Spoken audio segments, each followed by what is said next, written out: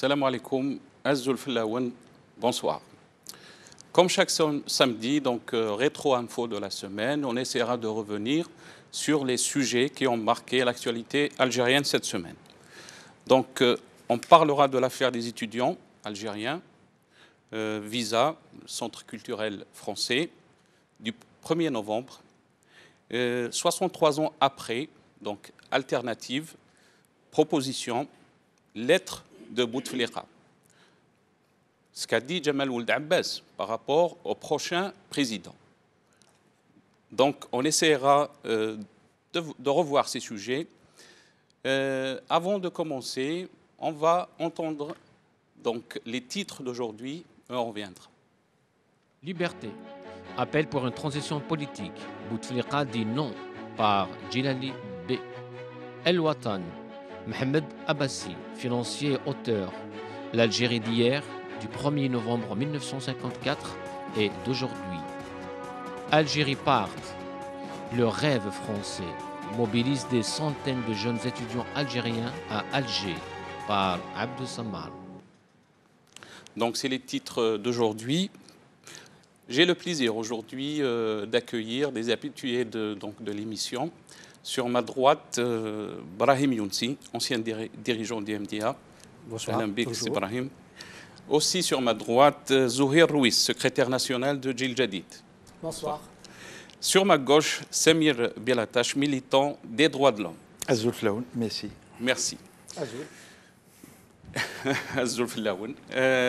Donc, cher monsieur, si on peut commencer par l'affaire des étudiants. Donc, il y avait des déclarations par rapport à cette affaire de Ould Abbas qui a qualifié donc, ces étudiants qui étaient massés devant le CCF, Centre culturel français, pour avoir leur visa, pour leurs études. Ould Abbas a qualifié ces étudiants des traîtres, harki. Donc, on aimerait avoir votre avis, Sibrahim. Par contre, avant de commencer, on va essayer juste de voir une petite vidéo donc de ces étudiants qui se sont massés devant le CCF.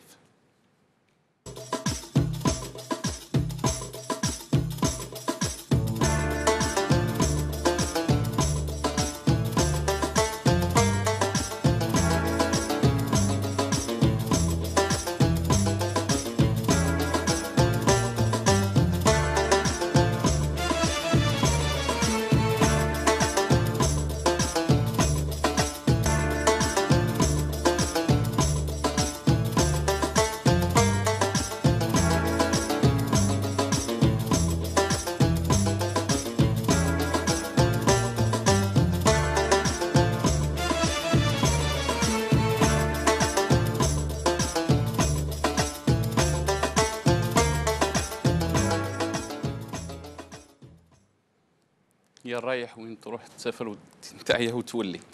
Le RND crie au complot, Ould Abbas les traite de traîtres. Qu'est-ce que vous en pensez, c'est vrai? D'abord, c'est honteux. C'est honteux de traiter des jeunes qui n'ont pas plus de 25 ans de traîtres. Parce que, tout simplement, ils veulent aller faire des études ailleurs. Parce qu'on ne leur propose strictement rien, sinon le chômage. Au bout du chemin, chez eux. Je l'ai dit ici, la dernière fois, en matière de traîtrise ou en matière de trahison, il faut se poser des questions. D'abord, le degré de traîtrise. Si ces jeunes sont des traîtres, comment qualifier le fait que l'on ait permis à la France de poursuivre ses expérimentations chimiques en Algérie après l'indépendance et jusqu'à 1978, au moins. Certains parlent d'au-delà de 1978. Cela est-il, oui ou non, une trahison?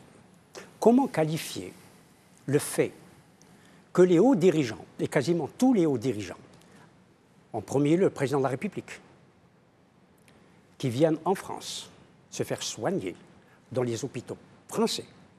Militaire.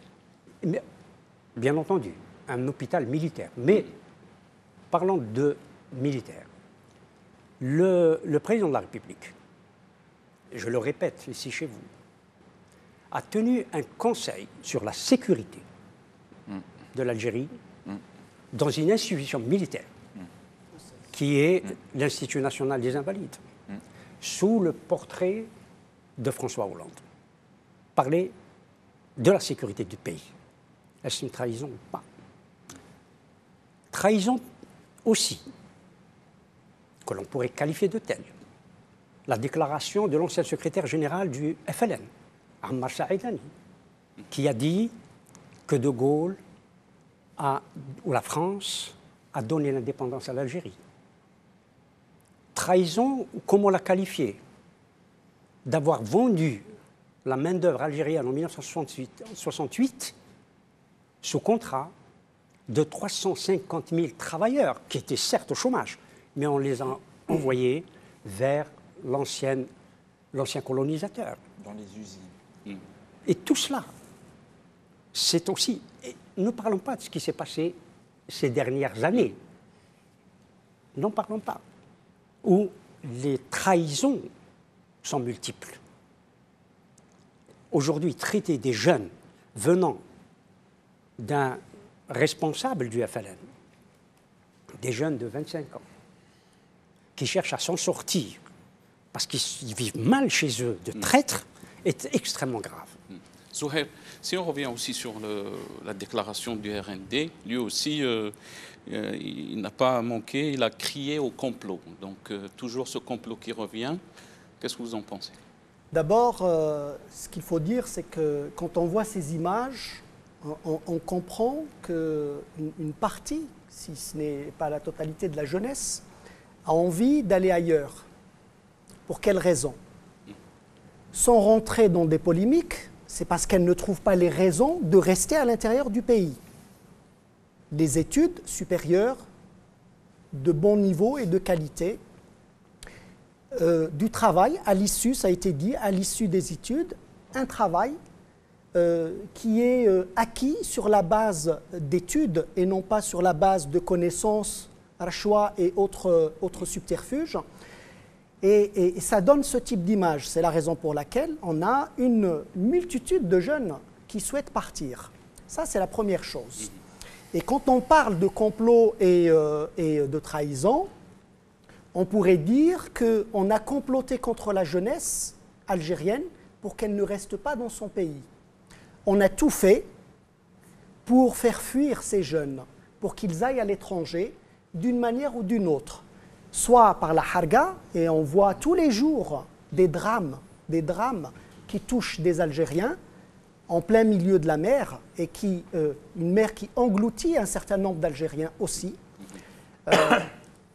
On voit d'autres situations difficiles où des Algériens, ici en France, on sait dans quel quartier on peut les trouver, ils sont sans papier, ils rasent les murs, ils se font tout petits, tout ça parce qu'ils cherchent un avenir meilleur que ce qu'on leur donne.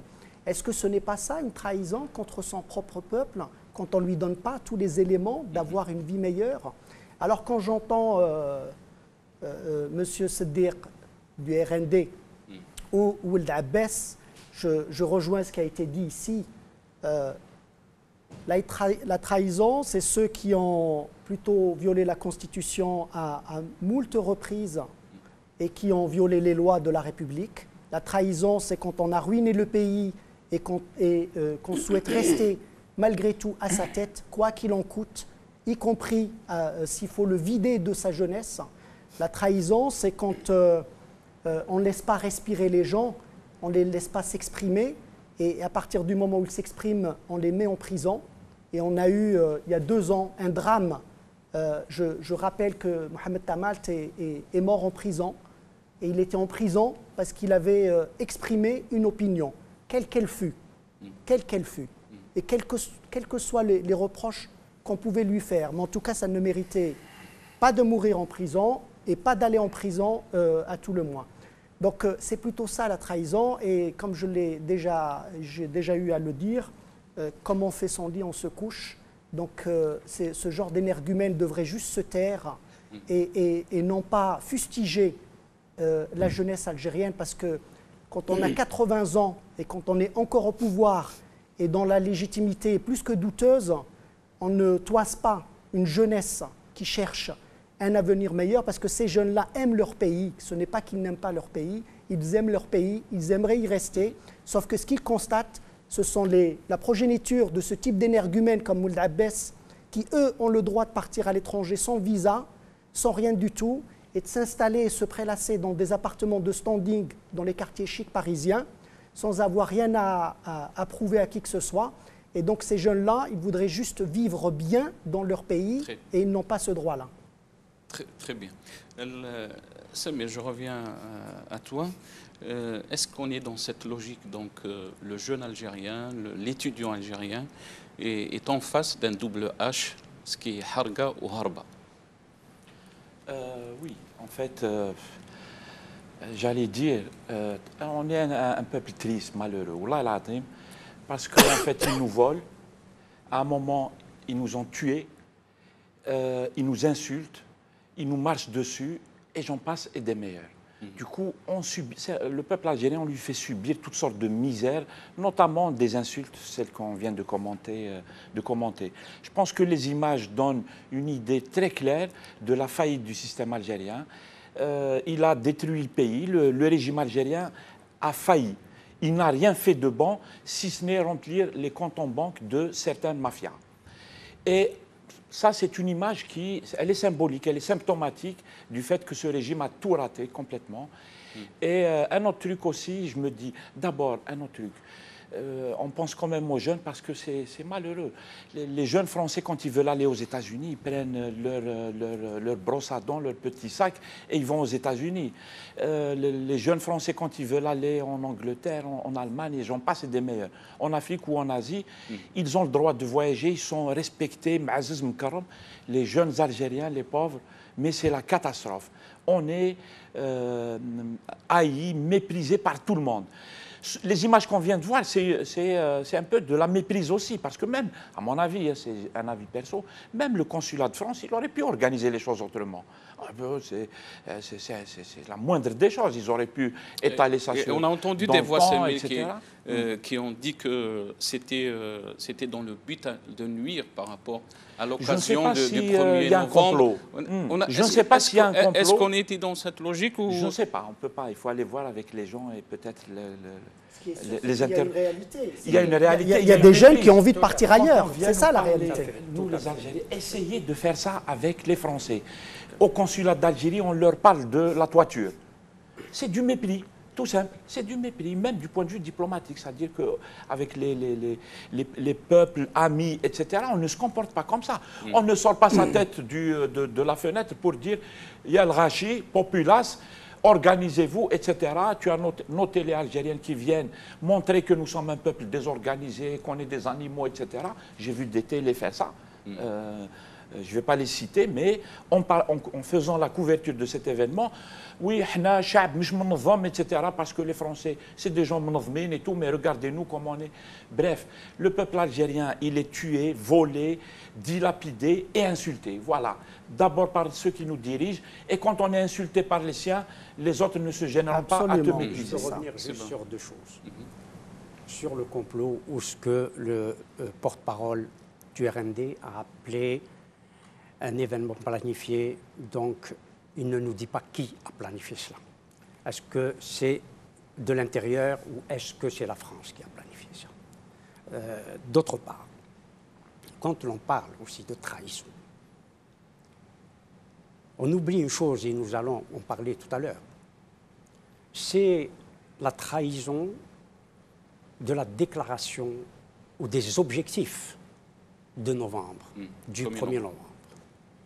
Est-ce que les pouvoirs successifs ou le système qui perdure, le régime qui est le même, qui est de même nature, a réalisé les objectifs pour lesquels le 1er novembre a été fait? Or, nous constatons, et là je ne rentre pas dans le sujet, c'est à vous de le faire, que l'idée même de la libération du peuple algérien a été trahi. Très bien. Vous voulez rajouter quelque chose, Oui, Zouhair? pour dire, Samir a raison. En arrivé à ce point, c'est que effectivement, les dirigeants algériens ne sont pas respectés par les puissances étrangères ou nos partenaires étrangers. Pour quelle raison? Parce qu'ils savent parfaitement que ces dirigeants n'ont aucune légitimité, que leur pouvoir ne repose sur aucune légitimité populaire. Oui. Comment voulez-vous qu'ils respectent notre peuple lorsque, effectivement, nos propres dirigeants ne respectent pas le peuple? Absolument, absolument. Même les dirigeants, ça a été dit tout à l'heure, moi je ne voulais pas le dire, ce qui a été dit à juste titre. Saïdani, en tant que secrétaire général du FLN, le parti FLN, parce que entre le parti FLN et le FLN de la révolution algérienne, il y a un océan. Il demande une carte de séjour en tant que secrétaire général du FLN. Un gars du peuple, on comprend, il essaie de trouver du travail, il va travailler. Bref, mais le secrétaire général du FLN qui demande aux autorités françaises un privilège, en fait, pour lui donner une carte de séjour VIP, comme ça a été dit, ils ne vont pas nous respecter. C'est ça, Samir. On a vu un ministre de la République fouillé au corps dans un aéroport parisien. Donc il y a eu pire que ça. Et donc la solution, c'est des institutions légitimes. C'est un état de droit. Si nous étions dans un état de droit, probablement qu'il y aurait des jeunes qui voudraient partir ailleurs. C'est possible, mais ils seraient plus respectés et mieux respectés en tous les cas. Ce qui est symptomatique. Les jeunes sont tous partis. Tous ceux qui ont des diplômes sont déjà partis. Ce qui est symptomatique dans cette affaire, dans l'affaire des étudiants, c'est tout ce que vous dites. Mais c'est que la jeunesse algérienne est stigmatisée. La jeunesse algérienne est devenue, et nous l'avons vu pendant toutes ces dernières années, la classe dangereuse dans ce pays. On revient à ce concept d'une classe dangereuse. Mais elle est stigmatisée par des personnages qui ont 80 ans et plus. Oui, plus. Hein, c'est ça qu'il faut aussi regarder. Parce que nous sommes dans un système aussi qui est un système, j'allais dire, de vieillards. Un système de vieillards, pour ne pas employer d'autres mots. C'est ça C'est parce qu'ils voient la jeunesse comme une menace à leur propre pouvoir et à leur maintien. Oui, mais leurs enfants, ils sont, tu l'avais dit tout à l'heure, leurs enfants, ils sont tous à l'étranger. Hein. Et en plus, avec, peut-être ne pas généraliser, mais pour beaucoup, avec un comportement horrible, parce qu'ils ont de l'argent mal acquis et ils viennent l'éclater dans des endroits infréquentables. C'est un esprit de féodaux. Ouais, voilà. C'est de la féodalité. C'est pas voilà, autre chose. Peut-être qu'on parlera un peu plus après sur le constat. 63 ans après, donc ce fameux 1er novembre, donc le déclenchement de la Révolution nationale, vous avez parlé des principes qui ont fondé même donc ce 1er novembre. On parle de liberté, d'une jeunesse qui était au cœur de ce combat. Qu'est-ce que vous en pensez du point de vue historique? Personnellement, je ne pense pas qu'il faille rester dans l'histoire. Dans l'histoire qui relate des faits. Je pense que dans cette affaire du 1er novembre, il faut aussi passer des faits aux idées. Parce que le 1er novembre, ou la proclamation du 1er novembre, charrie aussi des idées. Qu'est-ce qu'il y a derrière l'acte fait le 1er novembre? Qu'est-ce qui se cache derrière? Qu'est-ce qu'il y a derrière pour construire, parce que vous parlez des perspectives, pour construire l'Algérie de l'après-novembre 1954? Parce que l'après-novembre 54, c'est l'indépendance. Parce que le but fondamental, l'article 1er de la proclamation, le but de l'insurrection nationale ou de la révolution, il faut savoir aussi comment peut-on qualifier ce que les Algériens ont fait. Ce but-là, c'était l'indépendance. L'indépendance. Mais au-delà de l'indépendance, c'est quoi? Qu'est-ce que les initiateurs du 1er novembre voulaient faire? Et là, il faut en parler. Et nous avons des contradictions qui ont apparu dans la construction de l'État. Quel État et quel type d'État? Par exemple, si nous prenons, ce n'est pas le sujet, mais je crois qu'il faut en parler, et en parler sereinement de ces choses-là, parce qu'il s'agit des idées qui habitent les textes dont nous parlons. À savoir que la déclaration ou la proclamation de novembre parle par exemple de la restauration de l'État. Bon, je prends le terme de restauration. Or, 2 ans après, ou moins de 2 ans après, la plateforme de la Soumam ne parle plus de restauration. Au contraire, elle dénie, elle critique ce que les initiateurs appellent la restauration. Parce que cela, dans l'esprit de beaucoup, signifiait qu'on restaurait peut-être un califat, peut-être, comme le dit la déclaration, la proclamation de la Soumam elle-même, ou la plateforme de la Soumam, de la restauration d'un État théocratique ou d'une monarchie, etc. C'est à cela que renvoyait pour certains la restauration de l'État. Ne continuons pas toute la phrase. Et la Soumam ne parle pas de restauration de l'État algérien, même si elle a enlevé les fameux principes islamiques. Mais la plateforme de la Soumam parle de renaissance, ce qui est nettement différent du point de vue des idées ou de l'idée que l'on se fait de l'État algérien lui-même. Voilà, la primauté du politique sur le militaire et tout ça. Oui, mais ça c'était... Permettez-le-moi, tout ça c'est technique. Tout ça c'est technique parce que nous le voyons. Technique. Non, c'est technique. C'est fondamental. Non. Et c'est sur ça qu'on a fait la guerre au congrès de la Soumam. Parce qu'on a mis primauté de l'intérieur sur l'extérieur, primauté du politique sur le militaire. Et c'est ça qui a posé problème. Après, on a enrobé ça dans des guerres idéologiques. Non, pas forcément. Non, pas forcément. C'est pas une guerre que l'on mène.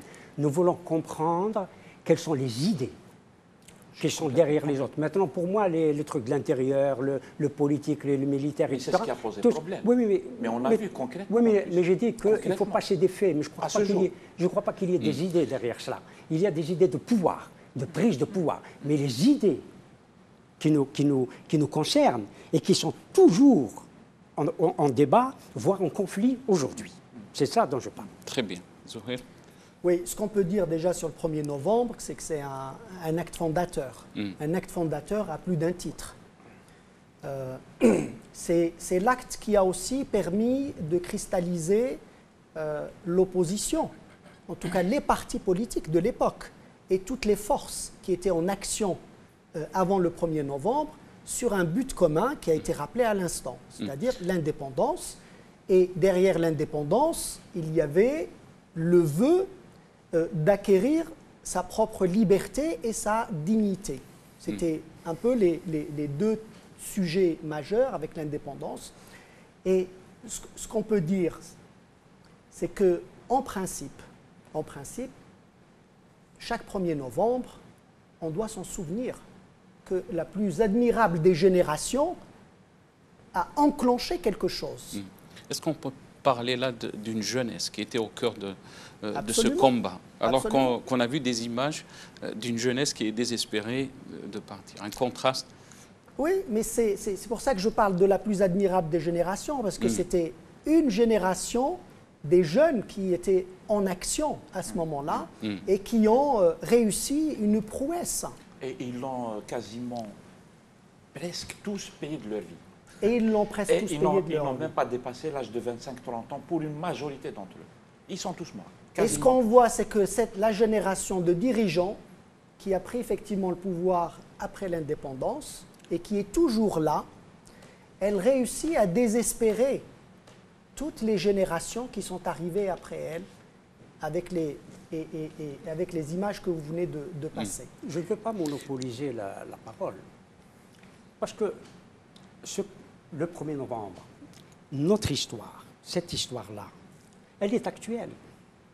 Nous la vivons encore dans les confrontations, qu'elles soient sous l'aspect du conflit sérieux, ou qu'elles soient dans le débat, en débat. Mais le 1er novembre,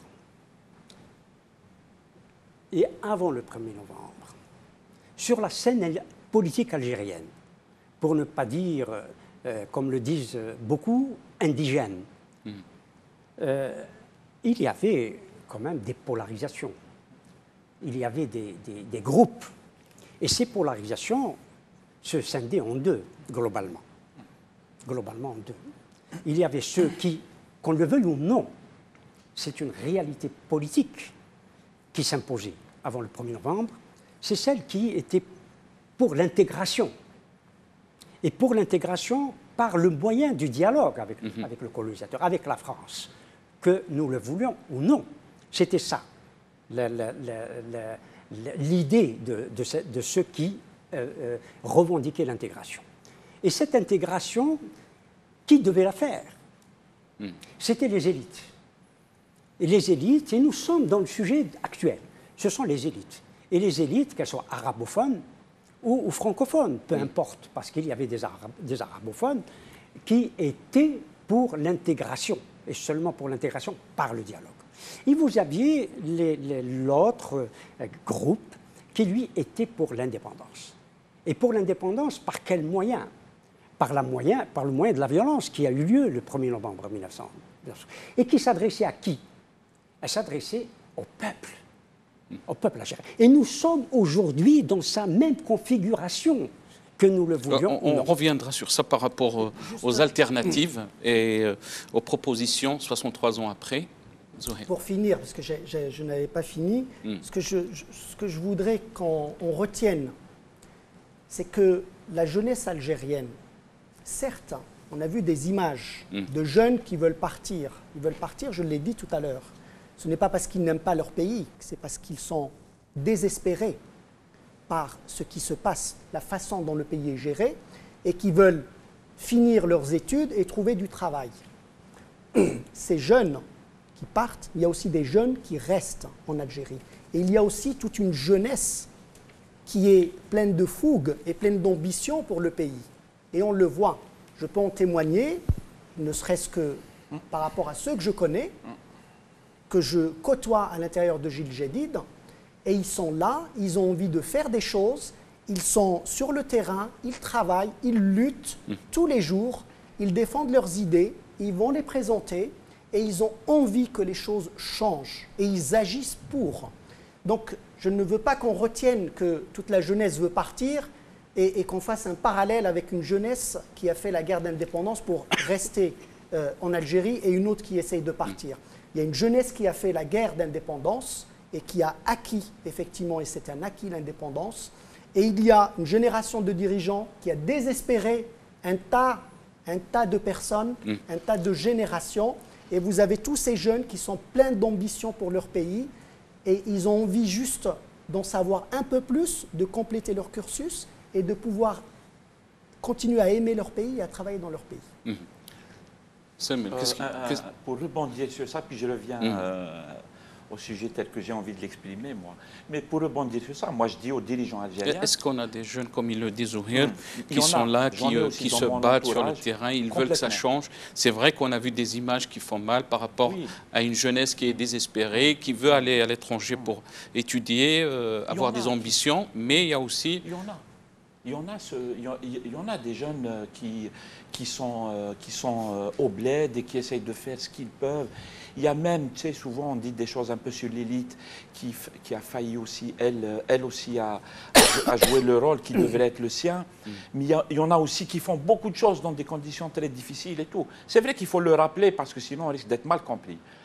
Moi, je dirais aux dirigeants algériens, il ne faut pas croire, parce qu'on la connaît, ça, chez les dictateurs de partout dans le monde. Ils croient que s'ils font fuir les gens, ils sont tranquilles. C'est faux. L'exemple de la révolution algérienne, on est un truc, enfin, une bonne illustration. En 1954, jusqu'en 62, il y avait énormément d'Algériens à l'étranger, notamment en France, là où ils sont allés trouver du boulot pour faire vivre leur famille, etc. Cette communauté d'Algériens qui vivaient en France s'est organisée en faveur de la révolution et elle a apporté quelque chose de très très important. Donc si les dirigeants algériens se disent bon, débarras tous ces gens tous ces jeunes qui vont nous prendre la tête, on les envoie à l'étranger, on n'entendra plus parler d'eux, ils se trompent, parce que les jeunes, même quand ils vont à l'étranger, ils tiennent comme ça à leur pays. ils vont s'organiser, ils vont venir en aide à ceux qui sont à l'intérieur, ils vont cotiser, etc., etc. Donc s'ils croient qu'ils vont être tranquilles parce que les Algériens, on les a fait fuir, ils se trompent. Pour revenir au 1er novembre, moi je dirais, c'est ce que je pense à chaque 1er novembre, je pense à ça. Je me dis actuellement, nous sommes exactement dans la même situation que celle que vivaient les Algériens en 1950, 51, 52, 53 et qui a mené au déclenchement de la révolution algérienne. C'est-à-dire que, comme au début des années 50, les Algériens avaient atteint le bout du rouleau. La classe politique avait atteint le bout du rouleau. Elle était complètement décrédibilisée. C'est le cas actuellement. Les gens ne croyaient absolument pas qu'on pouvait sortir du joug du colonialisme, tellement il était fort, tellement il avait fait tout pour détruire les structures de la société, les ressorts qui pouvaient la faire avancer, etc. Nous sommes dans cette situation-là. Les Algériens, c'est ce qu'on est en train de leur faire vivre. Qu'il n'y aura jamais de changement, qu'on ne sera jamais un peuple digne, que nous vivrons jamais dans la dignité, que ce sera impossible, que le régime dictatorial est très fort, etc., etc. Nous sommes à peu près dans la même situation que ce que vivaient les Algériens. Et en 1954, des jeunes ont pris leurs responsabilités. Ils ont mis au pied du mur les dirigeants des partis politiques pour leur dire que maintenant, c'est l'heure du choix. Notre peuple, il souffre depuis un siècle, il a été exploité, tué, massacré, etc. C'est l'heure du choix. Soit vous rejoignez la révolution, soit vous le paierez très cher. Une bonne partie a rejoint la révolution, soit au déclenchement, soit 1 an ou 2 ans après, ils ont rejoint. On connaît le travail qu'ont fait les dirigeants du FLN révolutionnaire, pas celui de maintenant, le travail qu'ils avaient fait pour rallier toutes les composantes de la société politique algérienne. Je pense que l'événement même du déclenchement de la révolution algérienne est une grande leçon pour nous actuellement. C'est une grande leçon. Il faut absolument que ça change. Comme l'ont dit les gens qui ont déclenché le 1er novembre 1954, il faut que ça change. Sauf que maintenant, nous sommes entre Algériens, nous n'avons plus affaire à un colonisateur étranger, militarisé, etc. Nous sommes entre Algériens. Il ne faudra pas le faire de la même manière, pas par la violence, mais par un système politique. C'est possible, je pense que c'est un long sujet, mais il faut peut-être revenir à ça. Voilà. Très bien, on va revenir sur les alternatives et les propositions. Je voudrais juste vous montrer une vidéo, ça c'est Bouteflika, donc qui était en déplacement à l'Alia à l'occasion du 1er novembre. On regarde la vidéo, après on revient à vous. العزيز عبد العزيز بوتفليقة اللهم متعه بالصحة والعافية يا رب العالمين اللهم مد له في عمره اللهم أعز به البلاد والعباد واجعله من الصالحين الذين لا خوف عليهم ولا هم يحزنون اللهم احفظ ولاة أمورنا جيشنا وحكومتنا ووفقهم إلى ما فيه خير صلاح البلاد والعباد برحمتك يا أرحم الراحمين وصلى الله وسلم على سيدنا محمد وعلى آله وصحبه أجمعين سبحان ربك رب العزة عما يصفون وسلام على المرسلين والحمد لله رب العالمين.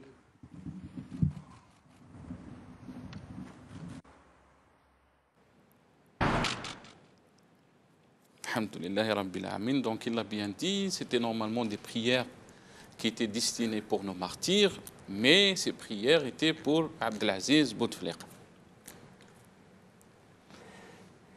Difficile à commenter. Oui, on prie pour les vivants. On ne prie pas pour les morts. Et puis cela montre la situation ou le degré que nous avons atteint. C'est-à-dire qu'il y a une personnification du pouvoir et que c'était au pouvoir qu'il s'adressait. Et le pouvoir personnifié par Abdelaziz Bouteflika. Voilà tout simplement ce que l'on peut dire. Sur ce qu'on voit, c'est qu'effectivement, Abdelaziz Bouteflika a remis à l'honneur le culte de la personnalité depuis plusieurs années.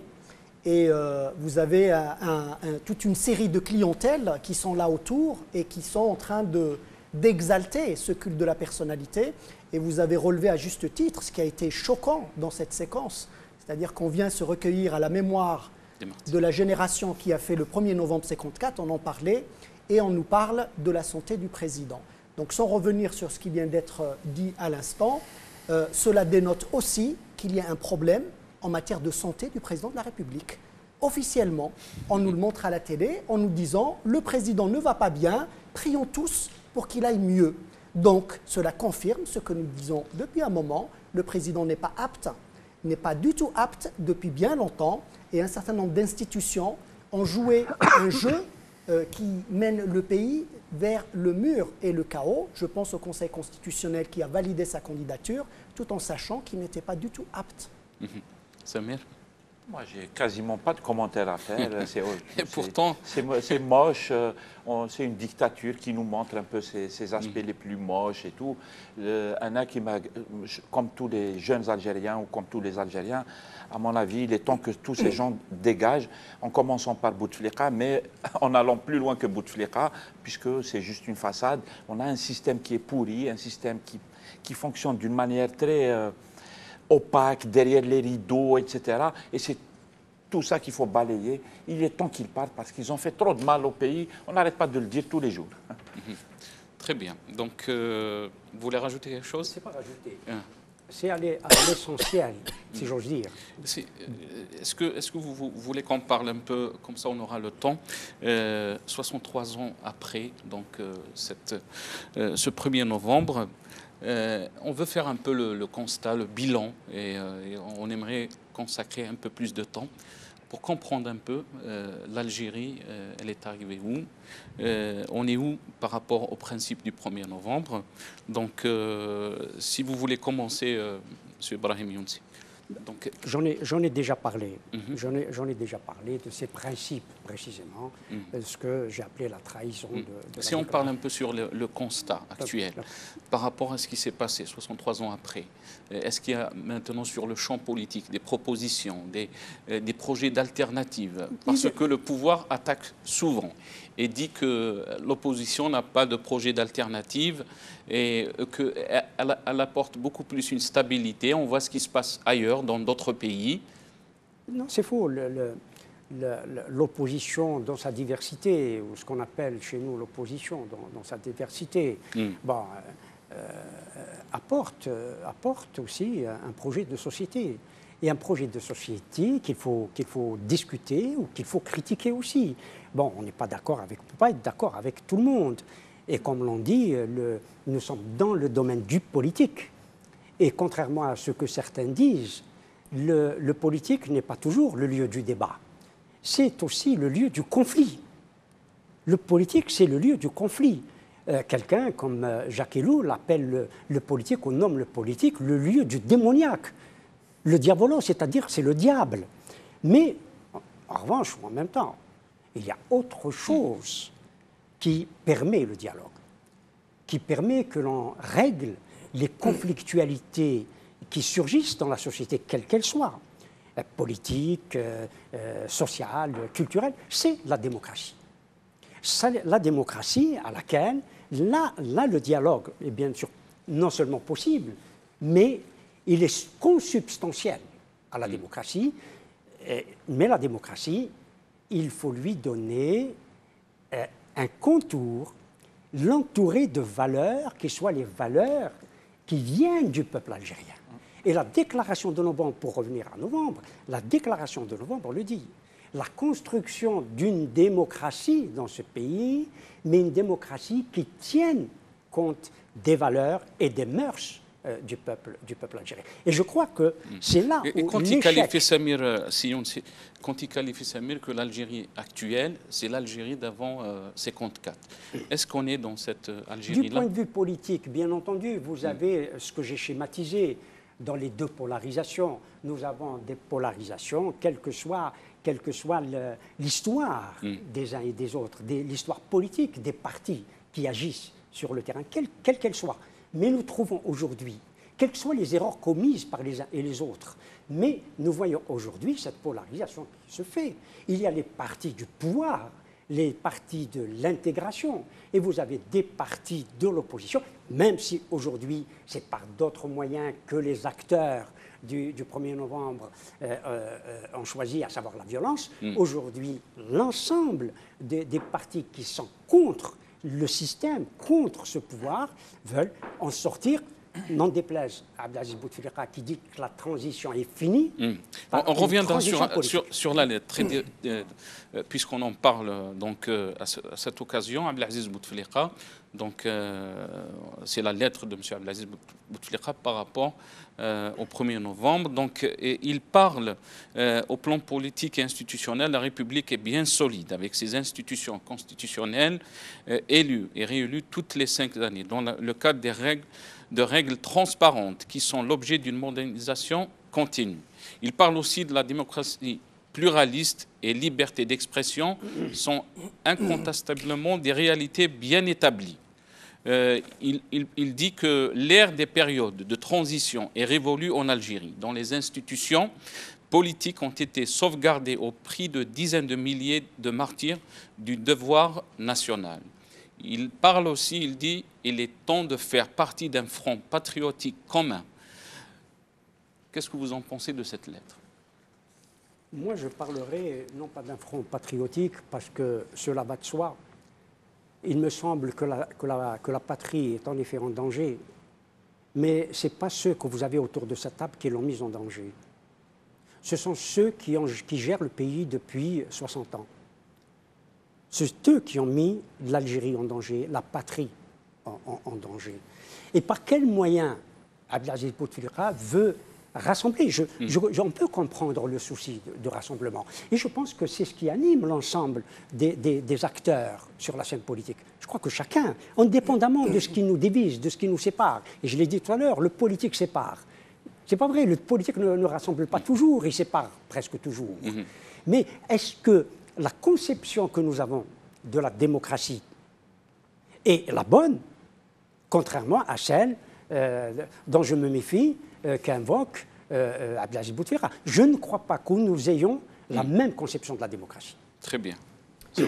Oui, ça a été dit à l'instant.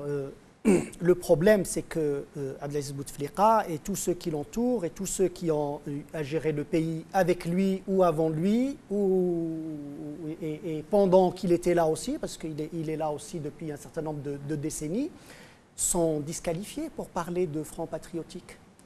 Complètement, parce que c'est bien eux qui sont à l'origine du non-consensus dans ce pays. C'est bien eux qui sont à l'origine de la non-construction d'un véritable état de droit en Algérie. Pire que ça, ils sont non seulement à l'origine de la non-construction de l'état de droit, mais ils sont à l'origine de toutes les manœuvres qui ont été dilatoires, qui ont été mises en œuvre pour contrecarrer toute velléité de démocratisation dans ce pays. Donc ils sont disqualifiés, ils ne peuvent pas parler de front patriotique. Et effectivement, aujourd'hui, quand on regarde le bilan ne serait-ce que de ces dernières années, parce que c'est quand même le bilan du président et visiblement il en est fier de ce qui a été réalisé. Nous dépendons du prix des hydrocarbures. À partir du moment où le prix du baril descend, c'est toute l'économie qui part en vrille et c'est panique à bord. On commence à demander aux Algériens de faire des efforts alors qu'ils ont gaspillé 1 000 milliards de dollars. Ces 15 dernières années, on n'en voit pas le résultat. Ils n'ont pas construit d'économie, ils n'ont pas construit d'unités de production dans le pays capables de maintenir de l'emploi et donc de sauvegarder les équilibres économiques. Ils n'ont rien créé, ils ont désespéré une jeunesse, on l'a vu.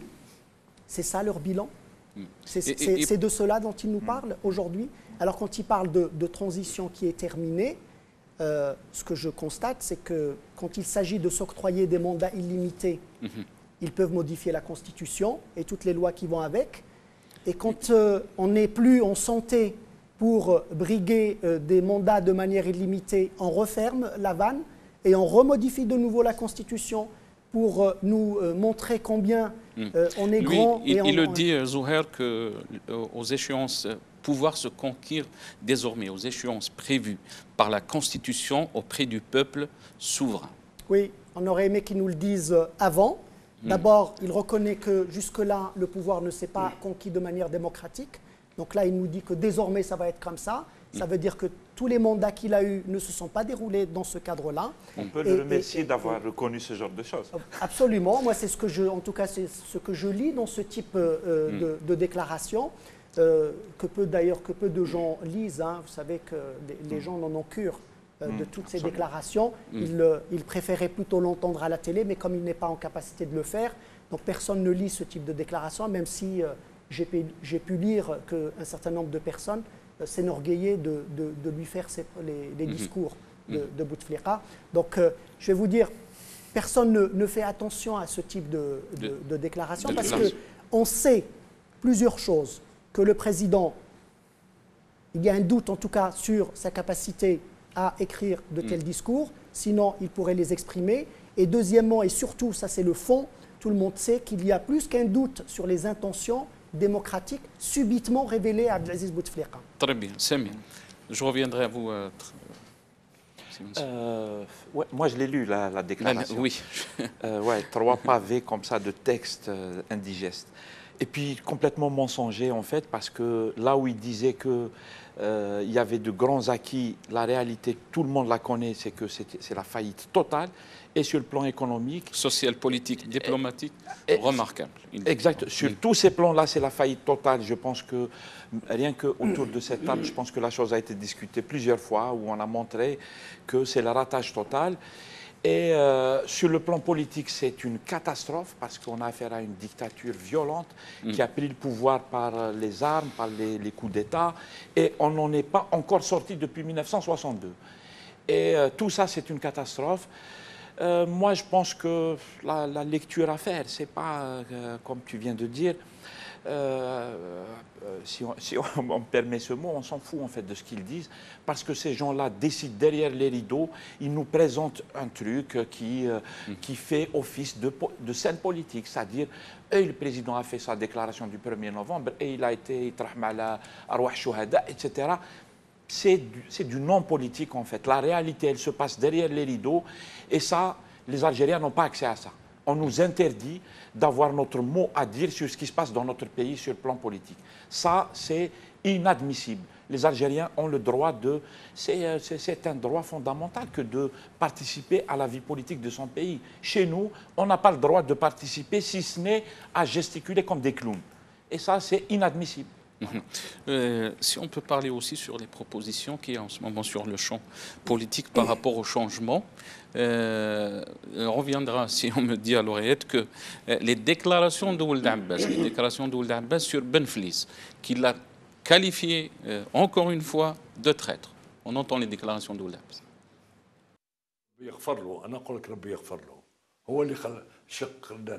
خان الرئيس بوتفليقة؟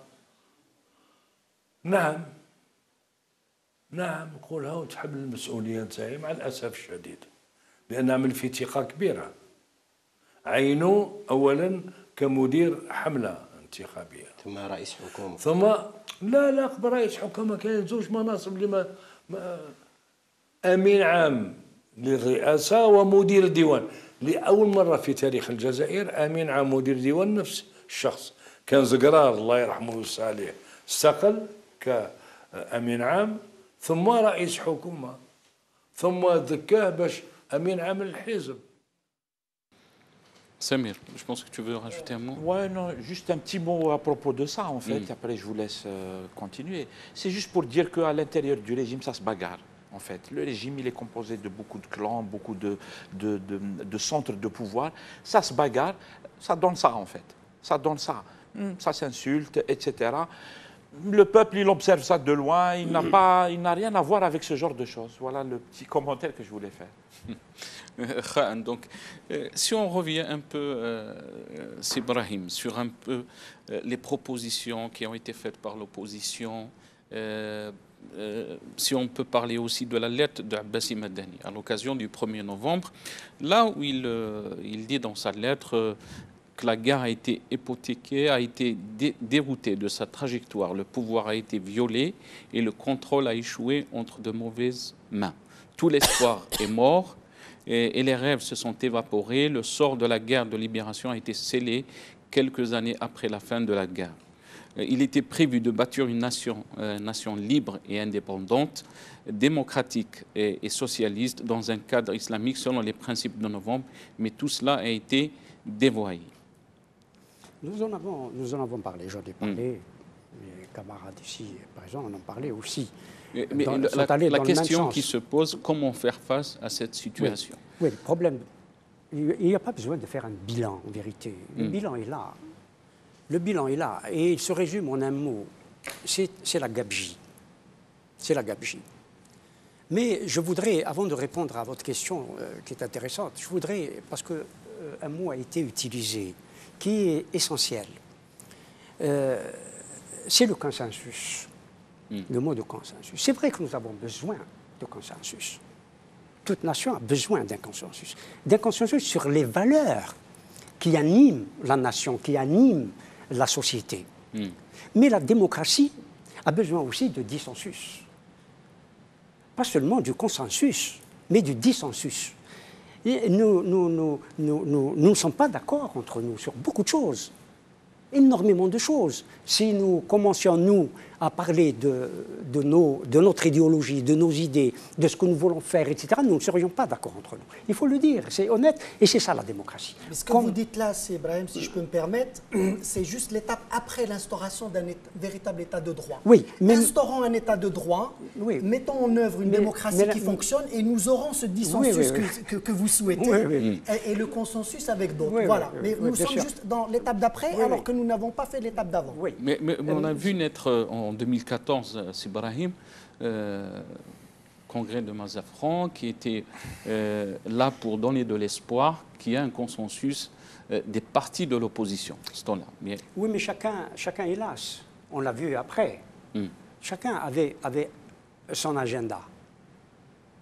Est-ce que aussi le problème se pose dans l'opposition qui n'arrive pas à s'organiser, qui n'arrive pas à faire face, mais le problème, à créer nous connaissons le système. Moi, le système, pardonnez-moi, je vais être un peu présomptueux. Le système, je le connais. Nous le connaissons. Nous connaissons ses pratiques. Qui va nous donner la nature du système? Nous la connaissons. Mais le problème, c'est l'opposition. Et ça a toujours été l'opposition, qu'on le veuille ou non. Peut-être où le non. Qui est dont il veut dire quelque chose, je suis sûr.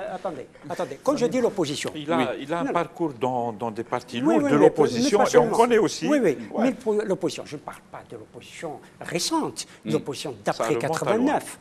Mais l'opposition est née en même temps que l'État algérien, en même temps que le système qui est toujours au pouvoir. L'opposition, souvenez-vous, dès 62, d'un côté Boudiaf, Karim contre Bembella, d'autres ont intégré le système, je ne veux pas donner des noms, dans la constituante, etc. Puis la constituante, c'est ce qu'elle est devenue, ils sont entrés dans l'opposition. L'opposition se replie comme nous à l'étranger, et jamais un accord, jamais un accord, ou les seuls accords, ou les seules tentatives de rassemblement qui ont été faites, c'est autour d'un front démocratique, entre guillemets, entre le RUR, le FFS, le PRS, etc., et qui a éclaté. Non, ça c'est des années 60. Ça c'est des années 60. Déjà 60-70. Et en plus, dans les années 80, nous avons essayé et fait, et j'en étais un des acteurs directs, essayé de faire un rassemblement avec l'opposition, d'abord avec le FFS. Nous avons échoué le lendemain.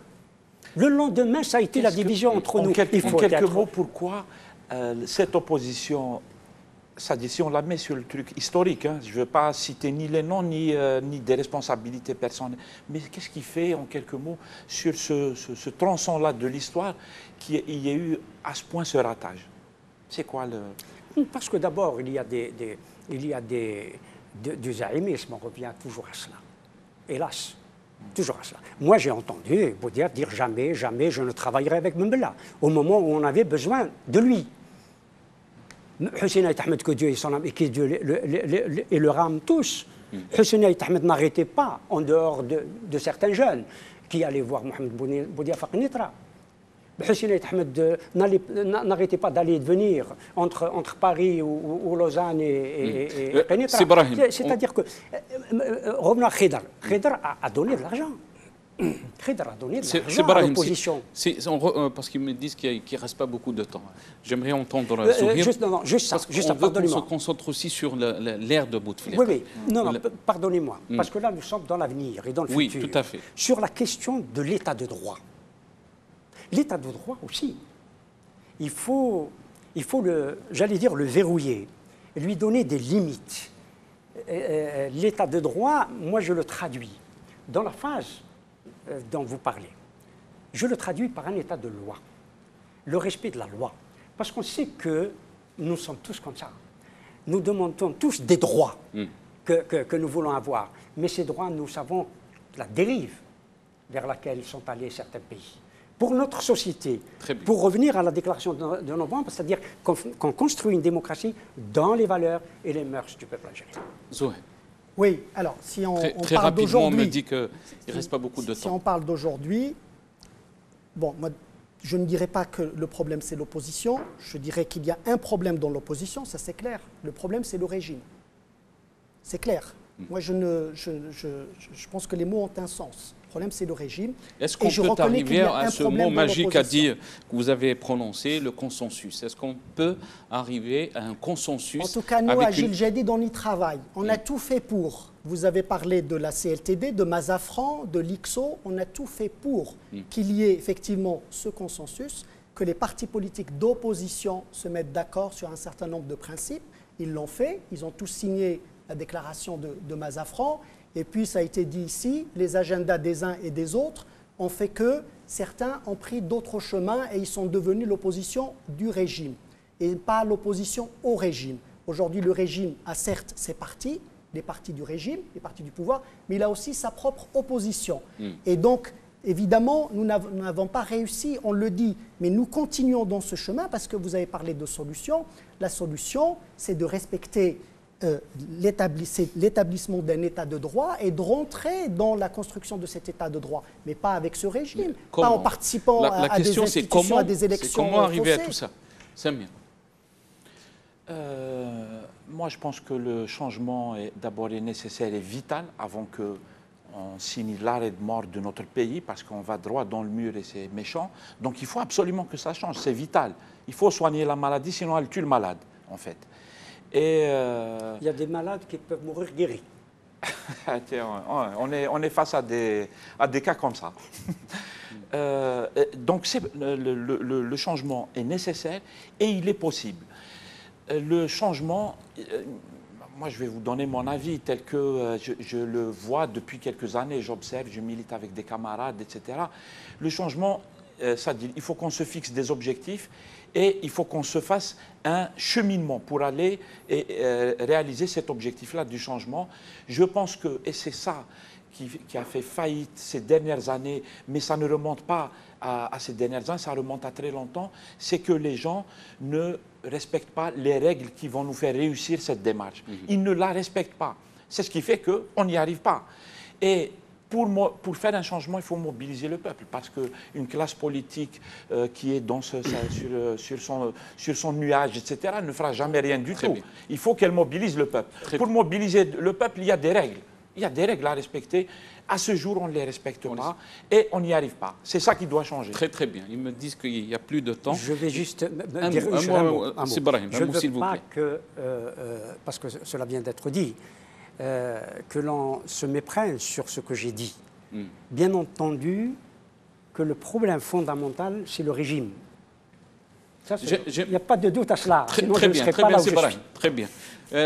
J'aimerais juste qu'on regarde cette vidéo et je veux avoir un mot de chacun de vous, juste un mot.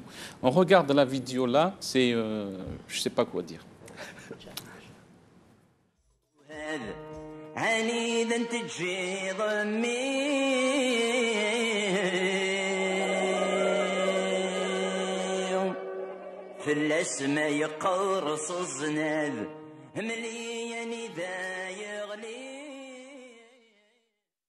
Donc un poteau d'électricité au milieu de l'autoroute.